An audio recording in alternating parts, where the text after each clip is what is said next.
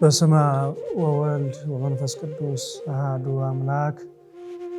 ጌታችን አምላካችን መድኃኒታችን ኢየሱስ ክርስቶስ ስለማይነገር ፍጹም የሆነ ቸርነቱ ስሙ ለዘላለም የተመሰገነ ይሁን። አምላክን የወለደች እመቤታችን ቅድስት ድንግል ማርያም ስለ ቅድስናዋ፣ ስለ ድንግልናዋ፣ ስለ ንጽሕናዋ፣ ስለ አማላጅነቷ ልጇ ወዳጇ በሰጣት የጸጋ ምስጋና ክብር ምስጋና ይድረሳት። እንግዲህ ዛሬ ደግሞ ማክሰኞ ማለት ነው። ትላንት ሰኞ የጸበለስ እርግመት ወይም ደግሞ ርግመተ ጸበለስ የተረገመችበት ዕለት ነው ብለናል። ዛሬ ማክሰኞ ደግሞ የጥያቄ ቀን ይባላል። የጥያቄ ቀን የተባለበት ምክንያት ይሄ እንግዲህ ከአራቱ ወንጌላውያን በሶስቱ ወንጌላውያን ተጽፎ እናገኘዋለን። የዚህን ታሪክ ማለት ነው። የጥያቄ ቀን ነው ማክሰኞ። እንግዲህ በቅዱስ ማቴዎስ ወንጌል ምዕራፍ 21 ቁጥር 25 ጀምሮ እናገኘዋለን። እንደገና ደግሞ በማርቆስ ወንጌል ምዕራፍ 11 ቁጥር 30 ላይ እናገኘዋለን። ከዚያ ደግሞ በሉቃስ ወንጌል ምዕራፍ 20 ቁጥር 4 ላይ እናገኘዋለን። ይህን ታሪክ ማለት ነው። እንግዲህ ይሄ እንዴት ሆነ ሲባል ጌታችን አምላካችን መድኃኒታችን ኢየሱስ ክርስቶስ እንደሚታወቀው ጌታችን ብዙ ስራዎችን ሲሰራ ቤተ መቅደሱ ሲሸጥ ሲለወጥ የነበረውን ነገር ሁሉ አውጡ ሲላቸው በዛ ሰዓት ምንድነው አንድ ጥያቄ ጠይቀውታል። ይህን ስልጣን በማን ነው የምታደርገው ብለው ጠይቀውታል። ይህን በመባ የተመኑ ትገብር ዘንተ፣ ይህንን ድርድራችሁን የምትሸጡትን የምትለውጡን ሁሉ አውጡ ያልከን በማን ስልጣን ነው ብለው ጠይቀውታል። እንግዲህ እነሱ አምላክ መሆኑን አልተረዱም፣ አላወቁም። ምክንያቱም እንግዲህ ሰው የሚያስበው በስጋ አስተሳሰብ ነው። ቤተክርስቲያንን በስጋ አስተሳሰብ የምናስባት ከሆነ አወዳደቃችን ይከፋል። ቤተክርስቲያን ምክንያቱም በመንፈሳዊ አስተሳሰብና አመለካከት የምትታሰብ እንጂ ቤተክርስቲያን በስጋ አስተሳሰብ ወይም ደግሞ በምድራዊ አመለካከት የምትወሰን የምትለካ ቤተክርስቲያን የለችም። እና እንግዲህ ይህን ደግሞ የምንማረው ከክርስቶስ ጀምረን ነው ማለት ነው። ማለት ከክርስቶስ ተነስተን ነው። እና እነሱ ያሰቡት ክርስቶስን እንደ አምላክ ሳይሆን እንደ ሰው ነው ያሰቡት። ቤተ መቅደስን ለምንድነው መሸጫ መለወጫ የምታደርጉት ብሎ ያን ሲበታትንባቸው ይህን የምታደርገው በማን ስልጣን ነው ብለው ሲጠይቁት አንዳንድ ጊዜ ጥያቄ በጥያቄ ይመለሳል። እና ጌታችን ኢየሱስ ክርስቶስ እነሱ በማን ስልጣን እንደዚህ ታደርጋለህ? ይህን ስልጣንስ ማን ሰጠህ? ይሄ በጣም የሞኝ ጥያቄ ነው። ማን ሰጠህ አሉት። ስልጣን የሱ ነው። ዘስልጣኑ ዲበ መትከፍቱ ነው የሚለው። ስልጣኑ በጀርባው የሆነ ማለት የገንዘብ የባህሪ ገንዘቡ ነው የሚለው በመጽሐፈ ቅዳሴ ማለት ነው። ቅዳሴ ሲቀደስ እና እነሱ አሁን የስልጣን ባለቤት ብቻ ሳይሆን እሱ ራሱ ስልጣን መሆኑን አላወቁም። እና ማን ስልጣን ሰጠህ እንደዚህ የምታደርግ ብለው ሲጠይቁት ጌታችን ኢየሱስ ክርስቶስ ወአውሳ እግዚ ኢየሱስ ጌታችን ኢየሱስ ክርስቶስ መለሰ ይላል። ምንድነው ያላቸው? እኔ ደግሞ አንዲት ጥያቄ እጠይቃችኋለሁ አላቸው ነው የሚለው። ከዚህ በኋላ እናንተም ያችን ብትነግሩኝ እኔ ደግሞ ይህን በማን ስልጣን እንደማደርግ እነግራችኋለሁ አላቸው። እኔ ምንድነው ጥያቄ በጥያቄ ስለሚመለስ ነው።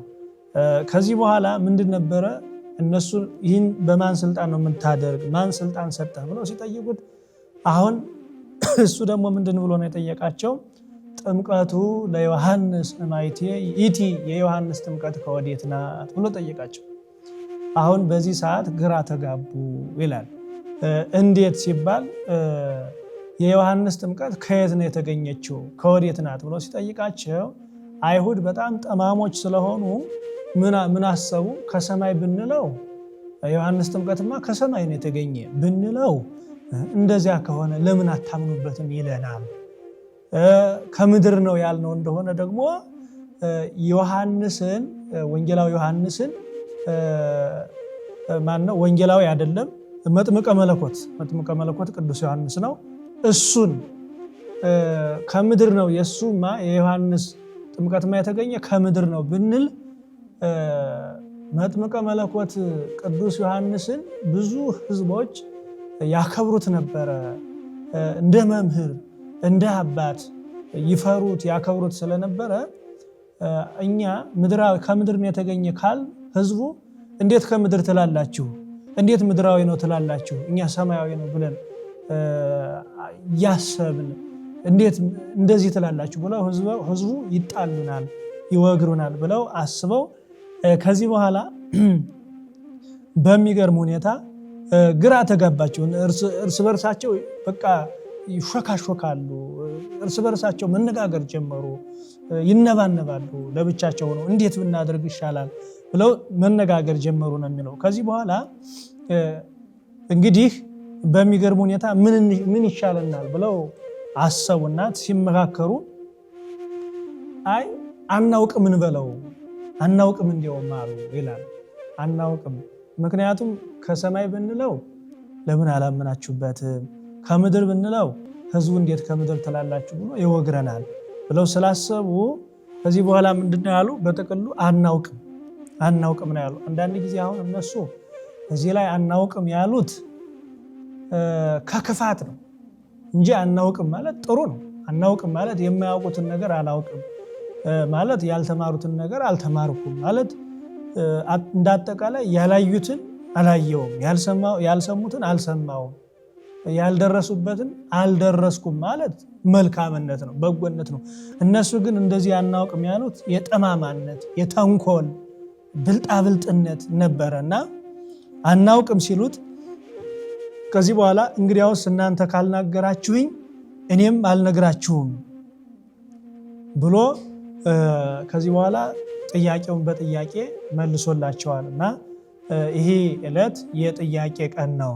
እንግዲህ እኛም ደግሞ የምንጠይቀው ጥያቄ አለ። ከዚህ ተምረን መልካሙን ነገር ለማወቅ መኑ ያረየነ ሰናይቶ መልካሙን ነገር ማን ያሳየናል ብሎ ቅዱስ ዳዊት በመዝሙሩ እንደተናገረ ጥያቄ መጠየቅ ስለ መንፈሳዊ ነገር ሁሉ፣ ስለ በጎ ነገር ሁሉ፣ ስለ ሃይማኖታችን የቤተክርስቲያንን ትምህርት የተማሩትን ዘመናቸውን ወስደው የጊዜ ወስደው የተመራመሩትን እነዚህን ሁሉ አባቶች ሊቃውንትን መጠየቅ መልካም ነው።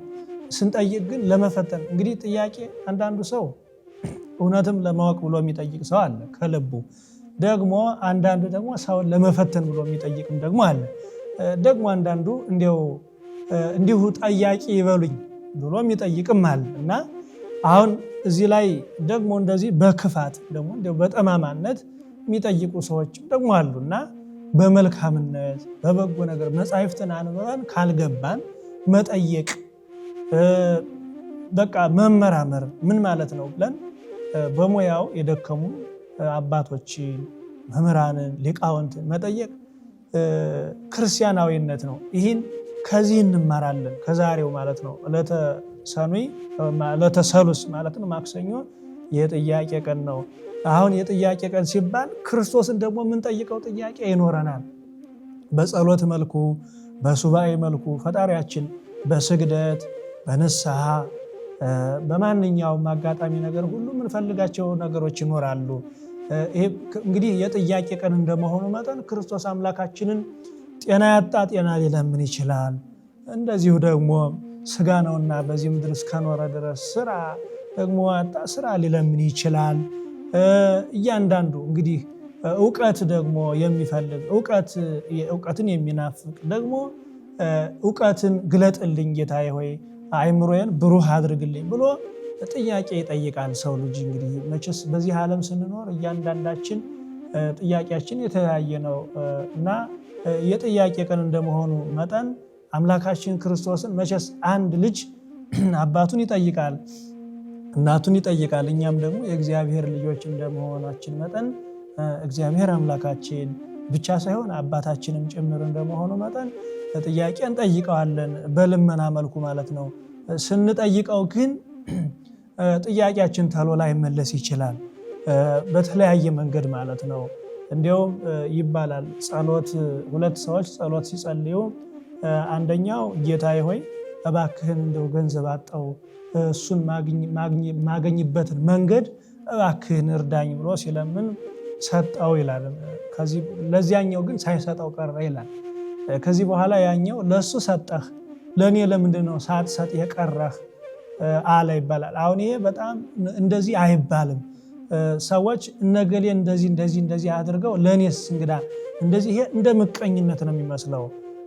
ፈጥረትህ ነኝ የፈጠርከኝ ነኝ ፍጠረኝ ያላልኩም ራስህ ነህ አምጥተህ የፈጠርከኝ የእጆችህ ፍጥረት ነኝ የቃልህ ፍጥረት ነኝ ባሪያህ በአምሳልህ ተፈጥሬያለሁ እኔ እንስሳ አይደለሁም እኔ በመልክህ የተፈጠርኩ ሰው ነኝ። ስለዚህ አንተ ፈጥረኸኛልና እንደዚሁ እንደፈጠርከኝ ጆሮ ፍጠርልኝ ሳልልህ ጆሮን እንደፈጠርክልኝ ዓይንን ፍጠርልኝ ሳልልህ ዓይንን እንደሚያስፈልገኝ ያውቀህ ዓይንን እንደፈጠርክልኝ አጠቃላይ እግሬን አፌን በሙሉ አካላት መላ የህዋሳት አካሌን እንደፈጠርክልኝ ስለዚህ ሳልጠይቅህ እንደፈጠርክልኝ እንደዚሁ ደግሞ ለኔ የሚሆነውን ነገር ሁሉ አድርግ ነው የሚባለው። አሁን ለሱ አደረክለት ለኔ ታዲያ ለምንድን ያላደረክልኝ አድርግልኝ ብሎ ሲለምነው ጌታ ኢየሱስ ክርስቶስ ጥያቄውን የዚህን ሰው ጥያቄ ሲመልስለት ምን አለው? ለሱ የሰጠሁት ባልሰጠው የሚጠፋ ስለሆነ ነው፣ ላንተ ደግሞ ያልሰጠውህ ብሰጥህ የምትጠፋበት ስለሆነ ነው ብሎ ነው የመለሰለት። ስለዚህ መቼስ እንደ ሕፃን ነን እኛ በፈጣሪያችን ዘንድ እኛ እንደ ሕፃን ነን። አንድ ሕፃን እሳት ሊጨብጥ ይሞክራል፣ መብራት ኃይልም ሊይዝ ይችላል። የተለያየ ነገር ሊይዝ የማይጠቅም ነገር ጭቃ እንደዚህ የተለያዩ ነገሮችን የማይጠቅም ነገሮችን ሊጎዱት የሚችሉ ነገሮችን አንድ ሕፃን ልጅ አያውቅምና የሚያስፈልገውን ነገር እጁን ሊልክ ሊሰድ ይችላል።